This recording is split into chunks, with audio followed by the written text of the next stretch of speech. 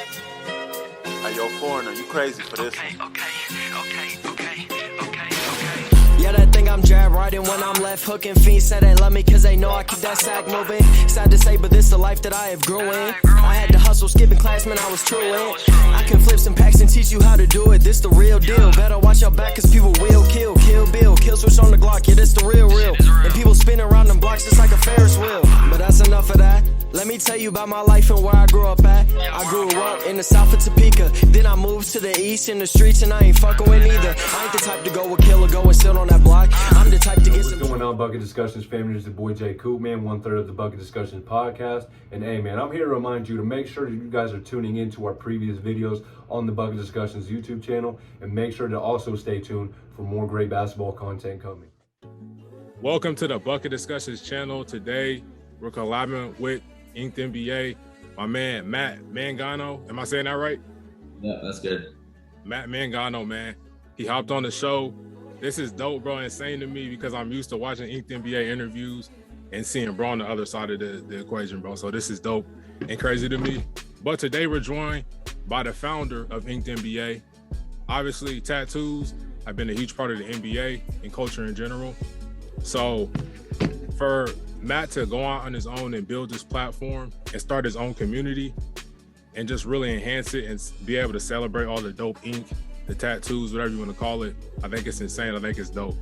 But before we get into this interview, make sure you go follow InkedNBA on Instagram. Make sure you go follow Matt on Instagram, and make sure you go sub up on YouTube at InkedNBA. Sir. All right, man. So how you doing, bro? Before we get into the show, how's life treating you? I'm chilling. Life's good, man. We got a lot of stuff going on with the page, a lot of like stuff in the future. So it's super exciting time for everything kind of going on in my life. All right, bro, I'm excited. So we're just going to jump straight into this. What was the thought process behind starting the InkedNBA movement / community where you really get to celebrate the dopest ink and the tattoos that we're all a fan of? Yeah, so it started, I'm from Brooklyn. So I've been a Nets fan kind of my whole life. My dad was a Nets fan, so I grew up a Nets fan. And I remember back when I was 19, I was looking at my first tat, and D'Angelo Russell at the time was on the Nets. And as everyone knows, that kind of follows ink in the NBA and just like tattoos in general within athletes knows that D'Angelo Russell is one of the like coolest guys like when it comes to tattoos, super tatted guy, really cool tattoos. And I was just looking online and I was like, damn, like I can't find shit. I can't find no pictures of you know his ink. I can't find his artist. I couldn't find anything online to really help me look into his tattoos and see if it was anything I was interested in kind of taking my own little spin on. So I was like, all right, you know what? I've always loved basketball. I've been a huge basketball fan. And the knowledge was there in terms of basketball. So I was like, you know what, let me start posting some pictures of just athletes of NBA players' tattoos. And, you know, after, let's say a week or two, I started to see that there was like some traction gaining and there was people like I actually cared about this the same way I did. And it wasn't, you know, just like a little side project thing. It was like, there was a real community that I was going to be able to build. And I think it just went from like an idea in my head. Like I know everyone has those ideas, like you'll be in the shower or just like laying down in bed and you've got like ideas. It just went from an idea to, you know, something that I just kept pushing and eventually it like started gaining that traction where I realized like, oh shit, I might have something.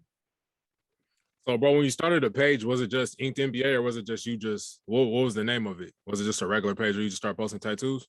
It was InkedNBA was the original name. So I knew at the beginning, I was like, I know I want it to be, you know, something that's like easy to say and like catchy. I didn't want it to be like NBA player tattoos because that's too much. So I knew going like as someone that kind of understands social media just from being like a younger guy, was like, you know, if this is something, it needs to have like that short kind of catchy name. So that's how I went about just having that name. All right, bro. So what was the journey behind building this platform like? What was it like? Was it strenuous? Was it hard? Was it tough? Or was it just something you really enjoyed doing so it came naturally? Yeah, so I mean, I absolutely love the NBA. I'm a huge fan of the NBA. I think it's the best organization in the world. I think it's the best league in the world just because of how marketable the players are. And, you know, a page like mine, and let's say a page like League Fits or Slam Kicks and all these other pages that are focused on what the player is doing outside of the league and outside of the stats, I think just goes to show you how marketable the players are, because there's a lot of things like, you know, let's take the NHL, for example, or even the NFL. The market size on these guys is so much smaller compared to the NBA. If you look at the top 3 draft picks from the NHL draft and the top 3 draft picks from the NBA draft and look at their social media followings, it's like 10x on the NBA side. I just think the interest, like that people are so into these people's like lives and really want to know what they're doing, was huge for me, because it led that door kind of open for me to be able to start doing this, and for people to be like, oh, like even if I didn't think I cared about this, like I do kind of think it's dope.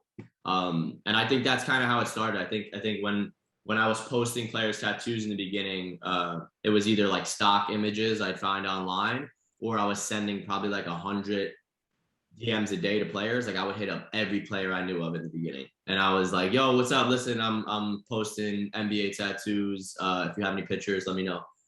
And I would go, you know, 2 for 100 in the early days. But like those 2, that would be like the world to me. I'd be hype as hell, because it was like in the beginning, like, oh shit, these players are answering me. And as a fan, it's crazy, because you're sitting there and it's like, damn, like, you know, this guy is like paying attention to kind of what I'm doing. And I think from there, just started building, and I was able to form relationships with players and artists. And I think now it's become kind of the hub where players and artists will kind of hit me up and be like, yo, I just got tatted. So it's become a lot easier and a lot more like flowy now. Like it flows a lot easier for me, versus back in the early days, I had to grind and really like send out, like I'm saying, like 100 DMs a day, or just be like super kind of in people's DMs trying to get those photos, where now it's more so like you have the relationship so you can get the pics. All right, bro. This is kind of like to switch it up a little bit. Is there anybody in the podcast space that you really look up to, bro? Because I watch your podcast. I think it's low-key very underrated, bro. One of the dopest podcasts out, bro. Shout out to you. But is there anybody that you really like look after and like kind of model your podcasting style or your interview style after? Yeah, I'd say like interview style and like what we're kind of directing everything towards now is like I've stopped with the podcast side of things, where like virtually, where we're now moving towards, which is like a project that's coming up, is like we're sitting in sessions with players. So like if a guy's getting tattooed, we're sitting down with them and recording that kind of interview and just kind of like chill talk. And I would say that the biggest like model after it is the barbershop with Braun, and everyone involved in that project. And I really love the feel of kind of being in the room with someone. I think, you know, as a person, I watch YouTube like avidly. And I think the best videos and the best content creators are able to make you feel like you're kind of there and you're part of their little group, or you're part of the conversation that's kind of happening. And I think the best way to do that is to have that raw kind of, sit down talk with someone, rather, you know what I'm saying? Like I like how it's raw, sitting down, like you're doing something. Like, so the player, for my example, with what I'm doing, the player's getting tattooed. I'm sitting there, you know, talking to them, just bullshit about sports, the tattoos, what they're doing, things like that. So I would say probably the barbershop, the show, with Braun and everyone else involved in that. Hey, bro, I can't wait for that, bro. You're actually gonna be in the room while they're getting tatted, Yes, interviewing sir. them. Oh. That's gonna be insane, bro. I cannot wait for that. Yeah, we recorded 3 of them, and so far, so those are going to be coming out. We're working on pushing those out to the YouTube soon. Can you say which players or no? Yeah, I can say it was. We had Garrison Matthews was one of them. PJ Washington was there, and James Bouknight was the most recent. Okay, dope, bro, dope. All right, so when did you first become a fan of hoops? You said you were a Nets fan, bro, but can you remember what age and like what was the first game you went to? Yeah, I've been a basketball fan for a long time. I'd say when I started watching the NBA. I started watching the NBA probably when I was like 6, 7. So I'm 23 right now. So back in like 2004 or 5. I started watching. I remember playing 2K. It was like '03 or something like that. I used to use the Pacers with Reggie Miller, go back teams. I used to love playing with Reggie because he was a shooter, and I used to just love being able to run around and shoot with him. And I think the first game I went to was a New Jersey Nets game. That's when they used to be back in Jersey. What was the first game? What did I see? I believe it was, I know Devin Harris was on that team. I think Brooke Lopez was still injured. I know they just drafted him. I remember I was hella excited, but he was injured OD in his like first 2-3 years with his foot. So I don't even know if I got to see him in Jersey. But I think first game was probably, around I was probably around like 10. Okay. And bro, what was the first tattoo that ever caught your eye when you were watching the NBA game? Deshaun Stevenson's Abe Lincoln neck tattoo. I remember as a Nets fan, he was on the Jersey Nets, probably like 06 to 08, something like that. But he has, if you haven't seen it, look it up. But he's got a $5 bill, so he's got 2 5s and Abe Lincoln right on his neck. And I'm like, damn, bro, like that's like, bro is tatted. So that was like, that was the first tattoo I saw, and I was like, damn. Okay. So, bro, you interviewed some of the best players in the league. You interviewed some of the most tatted players in the league. Was there ever, actually, you also interviewed some of the most impactful people, even Chris Brickley. So was there ever an interview, bro, that you were just like starstruck, or no? Are you just calm, cool, collected all the time? No, definitely not calm, cool, and collective. No, I mean all of it. Like I said, man, it's crazy to me still, kind of where I'm at and how much the page has grown. And to me, it's still like just the beginning kind of thing. Where like having this conversation, having like people that want to talk to me is crazy to me. But I would say no, every time I had someone on, man, I would always be nervous and have like the nerves flowing before the episode, or whenever I was like when we went with Chris, or even the last 3 when we were doing the new stuff we're filming. It's always nervous in the beginning, but you always gotta kind of remember, like, even for you, just advice too. It's like, the other person is also nervous, bro. Like everyone's nervous to be doing something. So I would always go in and, people kind of, you have to get that relationship started. So having the small talk we did quickly before the interview, is like a good move, because it makes the person way more comfortable with you and is able to kind of build that relationship before you jump right into interviewing someone. So I think just, for me, it was, I kind of always had nerves. I think the most nervous I ever was when we did the first in-person one, because it's no longer like, hey, I'm talking to you online. It's like, oh shit, like this dude's right in front of me. But once you start talking to someone, you're able to kind of break that barrier and get yourself ready to do the interview. All right, bet, bro. So my favorite interview from you, bro, so far is off rip. Brandon Jennings, he's crazy, bro. So many tattoos, head tattoos, all that. It's insane. And then Austin Rivers, bro. And I really like Austin Rivers' interview because he didn't just talk about his tattoos, but he kind of explained the culture. He kind of explained kind of like some rules and tidbits about tattoos. And it was very informative, bro. So I really love that interview, man. But for you, which one was your favorite interview that you ever recorded? I would agree with you. I'd say Austin Rivers is probably my favorite interview that I've done. Just because, like you said, Austin was very, when you're interviewing someone, you obviously have like the points that you're going to talk about, but it's always great when someone is able to flow you into a new topic or bring you into something else. And I think Austin was great with that. He was very talkative. He was down to tell me his stories.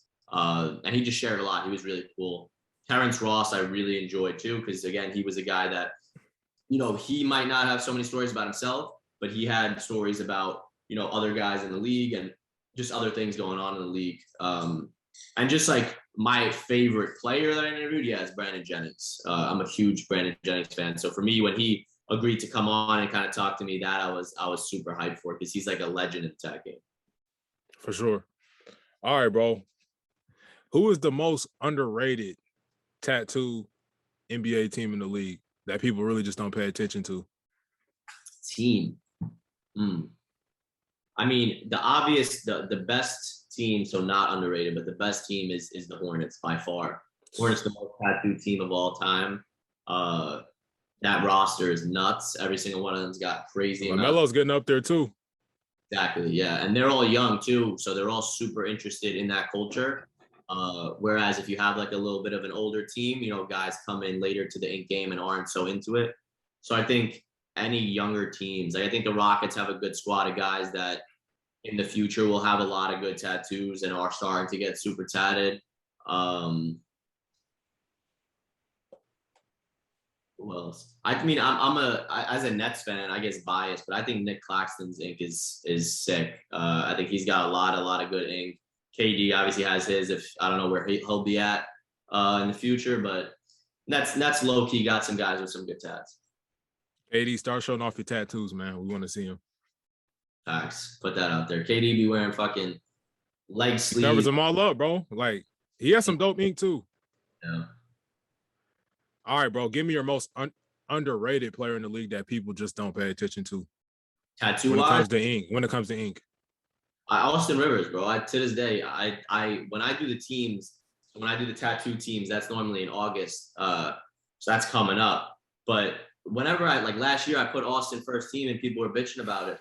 Bro, Austin's work that he has on his arm is, probably the most detailed piece in the NBA.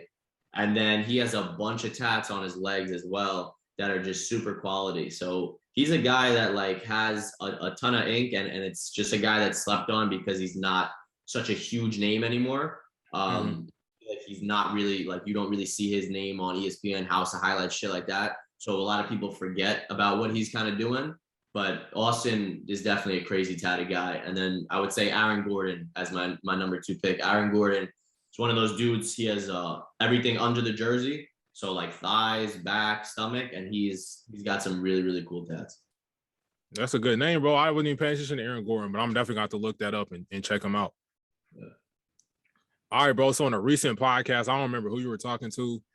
Actually, I think it might have been one where you're just talking to yourself, but you were talking about high school guys and how you think they should wait until they make it, if they're NBA bound. Keep that in mind. Once they make it to the league to start getting really, really tatted. With that being said, bro, Mikey Williams, he's one of the most popular hoopers in the world, bro. Regardless of being in high school, he's one of the most popular hoopers. I think he has probably like a million followers on Instagram. Bro, he's somebody I look at for his ink because once I started seeing him, I didn't know if it was real or not. I'm like, damn, he really that tatted? I think he's a senior in high school right now, getting ready to go to college. Bro, give me your thoughts on his ink. What do you think about it? I'd say Mikey's one of those guys that got ink like to kind of get covered, like was more so looking for coverage over ideas and quality. And that's something that I preach and that like on that recent I think might have been the last pod I put up was to just in the long run it always pays off to wait on an idea. Tattoos aren't like a haircut or aren't like an outfit that you throw on. Like we see the suits that the guys wore to the 2003 draft, right? They're looking at that now laughing. But in 2003, if you went and you got a tattoo, you have it now. Like it's not like shit, throw the suit away. That's on you. And that's kind of how I feel. And I think that's a good analogy for it is like outfits. Tattoos aren't a thing that you can just kind of get rid of and forget about. Tattoos are something that are going to be on your body like forever. So I think you got to be able to wait on an idea. My advice to my friends and even myself normally is like sit on an idea. And if it's something that you still want in 6 to 8 months, then go ahead, go out and get it. 6 to 8 months? That's interesting. I think that's a pretty good amount of time, bro. But like me, I heard you say that and it made me stop and think, bro, because like me, I really started getting my like tattoo craving from 2K, bro. I don't know if that's crazy or not, but being able to go to the tattoo shop and just put whatever tattoos and design them, put them in whatever place, I had that thought to where like, damn, I just got to get tatted. Like I got to go crazy. And like, I'm like, damn, maybe I need to slow down a little bit and just really get quality, make sure that my ideas are quality, bro, and I'm not just rushing into it. Yeah. But see, on 2K, I feel you on that, though, because I agree. Every time I did my career player, my dude would be neck down coverage. And that's kind of what I think, the younger guys are going for right now is coverage. Because when you take photos, it's like, yo, damn, he's tatted. Or, you're sitting there hooping and you look down, damn, he's tatted. But then when you really look up close, you know, it's like you have so much skin and it's kind of like a canvas. Like, why would you want to just paint it, you know, red or paint it one monotone color? Why don't you go make sure there's that detail in the canvas and there's each individual piece that's kind of dope and has its own idea through it. And on 2K too, you could take your tats off, you could delete them, right? So it's easy to go on, throw on these big sleeves, and then you get tired of seeing the same tats in the game, switch it up. Can't do that in real life. Yeah, for sure. All right, bro. I'm really interested to hear your answer to this one, bro. What's your InkedNBA Mount Rushmore? We're talking about old head hoopers. We're talking about the new hoopers, bro. Give me your Mount Rushmore. All right. So we're going. So, all right. So you put AI on this list, but so AI is on this list because. And bro, can I ask you this real quick, bro? I know a lot of people, they shout out AI, they credit AI for like kind of really bringing that image into the league. But I really don't think AI's tattoos was that crazy. That's what I was just going to say. So AI is on this list for culture reasons, right? Okay, AI cool. For the culture change that he brought into the league. And a lot of people want to argue that it's Dennis Rodman. A lot of people want to argue, you know, against it, whatever. You know, people weren't, no one was running out around wanting to look like Dennis. People always thought Dennis was like weird back then, right? There was against Dennis. When AI was doing his thing, bro, everybody wanted to be AI. Everyone wanted to, you know, dribble like AI, have the braids like AI, have tats like AI. Everybody was into that. So his like kind of culture change and the way he shifted the acceptance of looking like that is why he's on the Mount Rushmore. Not because of the quality, because the quality is not there. Like you said, there's, I mean, yeah. But the quality is just not there. But I would say Allen Iverson. You got me really thinking now.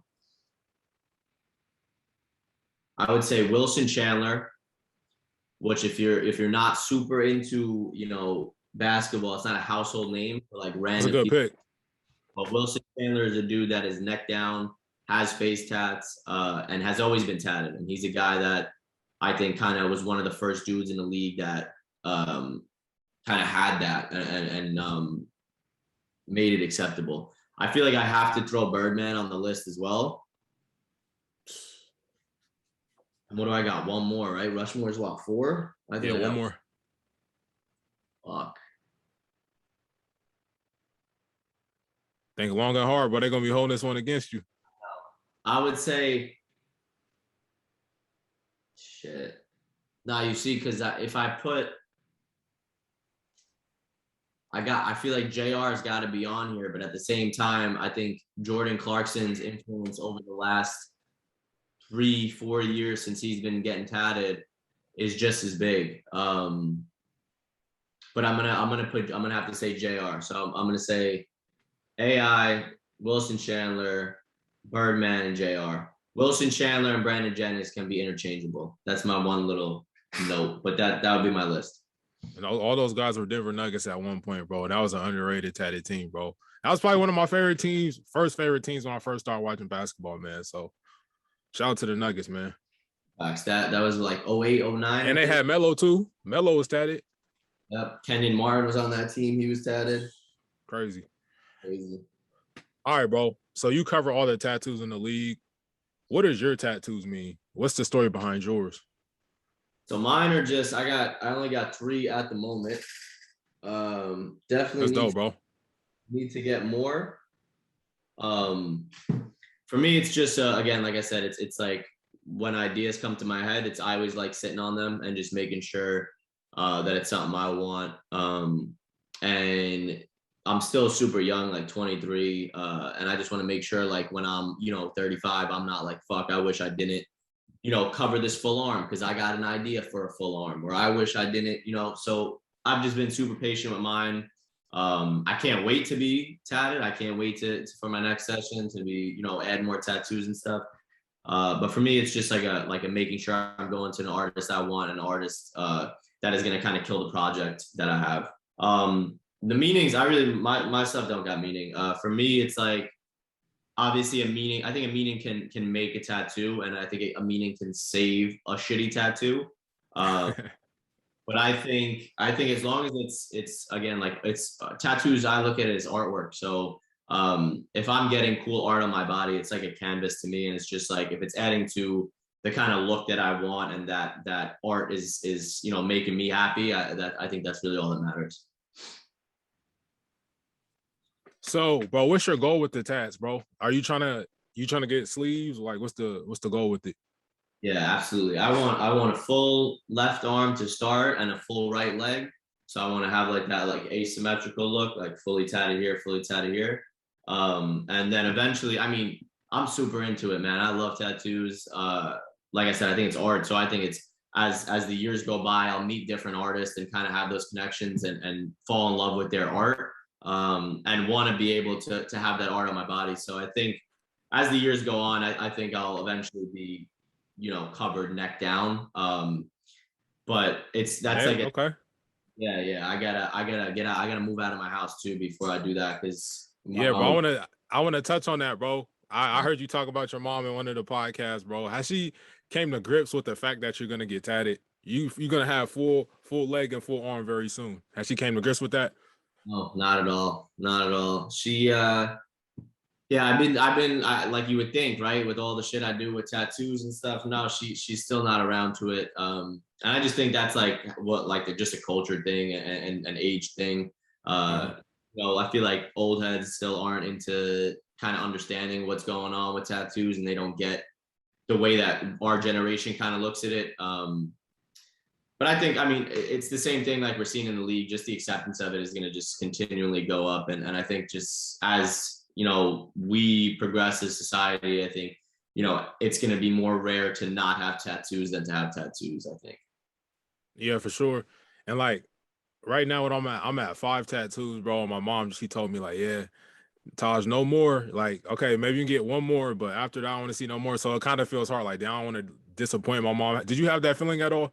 Yeah, of course, man. It sucks. Like when I remember when I got, this was the most recent. I remember when I got this, came home, mom was crying, and I was like, damn, bro, like I'm hyped to have it. Like I was hella excited. I'm sitting there, I'm taking every picture like this, so like you could see it. And no, yeah, it sucks, but it's like, I don't know. I feel like I'm at the point where I'm grown enough where it's like, it's a decision I'm making, and it's not like a spur of the moment thing. It's something that I've thought about that I really do want on my body. And I just think, after like, 30 minutes, she was over it and just kind of like you said, it's like, no more. But it's like, Because it's like, bro, honestly, I don't know if you feel this way too, bro. When I look at tattoos, like I see people's tats and it's like if they have like one or two kind of miscellaneous tattoos, I think it looks kind of weird. But when I think about tattoos, bro, I think about like the full like artwork of the whole, like you said, bro, it's like a canvas. I feel like if you just have one or two, I feel like it doesn't look right. So I feel like I got to go all the way with it. I agree. That's why right now, I'm very, like there's a lot of space, bro. And it pisses me off looking at it, like you're saying, because it's like, damn, bro, like I know once I'm covered, it's just going to be that much better. Like I'm going to like my ink that much more because it will be collective and it will fit my body that much better. Yeah, bro. How do you deal with the pain when it comes to tattoos, bro?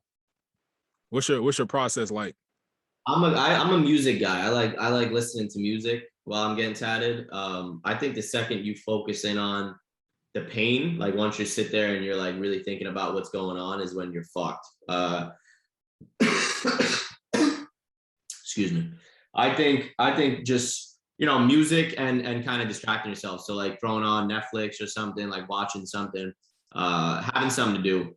As long as your mind isn't sitting there focusing in on what's happening to you, you'll be chilling. I think, a lot of people are always scared to go in because of the pain. I think as long as you're distracted, it's not as bad as you would think. Bro, what about that forearm one, bro? I'm not gonna lie to you. Everywhere else, bro, I got one on my shoulder, my bicep, didn't really feel that bad, bro. But that forearm hit a little different, bro. So what was it like for you, man? Yeah, well, the forearm, it's tough because it's like there's a lot of bone there. You can't really have a lot of mass on the forearm. But again, it's like, I believe the forearm was my first tat. So for me, it was like I was just hella excited, and I think that helped too, because when you go in like knowing like I knew, bro, I was like, all right, I'm about to go out. I'm posting this shit everywhere. Like I'm gonna have mad people hitting me up. Bro was posted up with the bicep. and be like, yo, that's so dope. Like, so I just knew going in, like I was gonna come out with something that I was gonna be super happy with. And I think that's major is making sure you trust your artist that much. Where like even before my artist, a female, her name is Fan, but before she even like touches my skin, I know the tattoo I'm gonna be happy with. I think that's a big thing because it's like you don't want to go in and be nervous about the result of something that you're gonna have in your body. Oh yeah, for sure. And like this is kind of a tip for people like maybe you're about to get your first tattoo. You have to be really into it. And also you have to think about like me, the way that gets me through my tattoos, even with all the pain, is like, damn, I know this is gonna look dope after I'm done. So it's kind of like just don't try not to focus on it like you said. Yeah. No, yeah, it's always thinking about the final product. And like I was saying, like I'll be sitting there and I'll be like, yo, I know like, oh shit, like when I take a photo like that now, you're gonna be able to see the tat. Or like, yo, next time I'm on the beach, you're gonna be able to see the tat. Like that's stuff that like gets me hyped because it's like, like you're saying, the end product, it's like I know I'm gonna have quality art on my body and I'm excited to kind of show out with it. Yes, sir. Make sure you're excited about that. And another thing, bro, you said about sitting with the idea of a tattoo, bro, because I just thought about it. Like, I feel like at 17, 18, 19, 20, you really haven't lived that much life. So it's like, what could you really be getting tatted on you that's that meaningful or that's that dope? I feel like you have to experience more life. 100%. I looked at my Pinterest. I haven't been on Pinterest in maybe 10 years. I got back in like a couple weeks ago, bro. And it was maybe when I was, 14, 16-ish. Mm-hmm. Tattoos saved, bro. If I would have gotten any of those, I would have been so fucking tight on myself now. Like the tattoos I was saving, like you're saying, was just like cringy, like bullshit that later on, and it's not even that much later on, like 7 years later, I would be so upset with. So I think it's like you're saying, you got to experience life. You got to kind of find your interest. Things that I liked when I was 16, I definitely don't like now. Right. So I think it's all about just becoming like an adult kind of and just figuring out, who you are and what you kind of like. I feel like you don't want to get to that point like, damn, I have a dope idea, but I have no more space. Exactly. So, yeah. All right, bro. We got to touch on this, bro. What's going on with your Brooklyn Nets? What's going on right now, bro? They are a fucking mess. Absolute mess. I'm not happy with ownership / front office. I somewhat see where they were going with the Kyrie thing. I understand why you wouldn't want to. I didn't want to max out Kyrie as a fan either because Kyrie played 103 games over 3 years, which is not even half. He, wasn't the best. The best.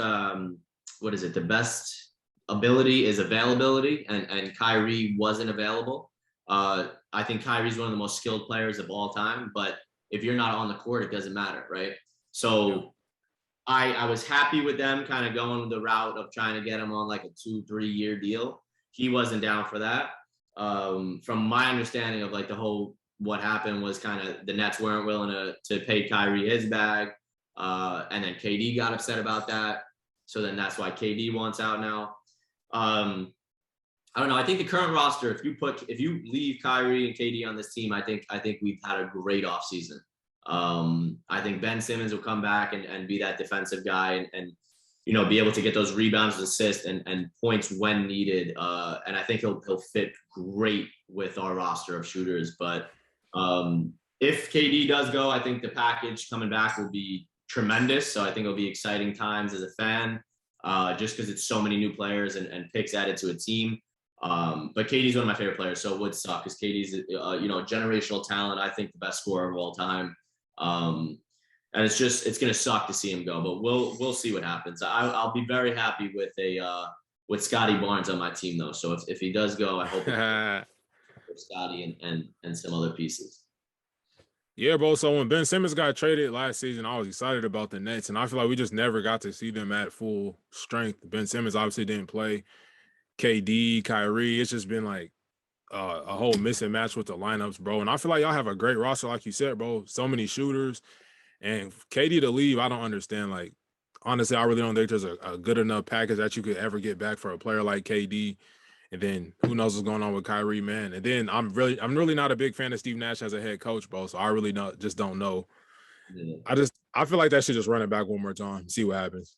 I agree. And I think if KD and Kyrie were to leave, I think it's time for Steve Nash to go as well. I don't think For sure. he should be coaching, a younger team. I think he was more so there. And KD and Kyrie were kind of working with him to call the shots. I don't think he was doing much because I remember I'd be watching games, bro. He wasn't drawing up shit, and it would be driving me nuts. All right, bro. Last but not least, what's next for the InkedNBA platform, bro? And this is something that you see yourself really continue to build out in the next 5 years. Yes, sir. This has been something, man. I've been pushing this for 3 years almost now, coming up. I believe it's in I think it might be a couple days. I got to look at what the actual date is. But coming up on 3 years of like running the page and I think it's like I said, the YouTube series we have coming where we're sitting down in the room with the players is going to be big. And that's something that we're going to push out and hopefully that will grow the page even more. And just continuing to kind of be the number one source for tattoos in the NBA. I think for me, my goals for this year are obviously, get into the room more with players and build a relationship with kind of my face and less the, it's InkedNBA, more, it's Matt, and them kind of learning who I am and getting myself included in the content. And I think working with teams as well to provide, insight on the tattoos to team platforms. Because I think getting the content out on huge platforms like any team pages or even like an ESPN, a Slam, House of Highlights, something like that, just broadens the following that you can have. And I think that there's definitely space for the content. Well, what's it like being able to have contact with these NBA players, bro? Are they anything like we see on TV? Yeah, bro, it's crazy. It's nuts because it's like, sometimes I'll be sitting there and it's like, damn, bro, like I just DM'd, blah, blah, blah. Or like I just texted, so-and-so. And it's just like, damn, like I just watched this dude on TV and yet I could hit him up and be like, yo, good shit. And he'll respond back. Like that's it's nuts to me. I think they're real chill. A lot of guys are really cool.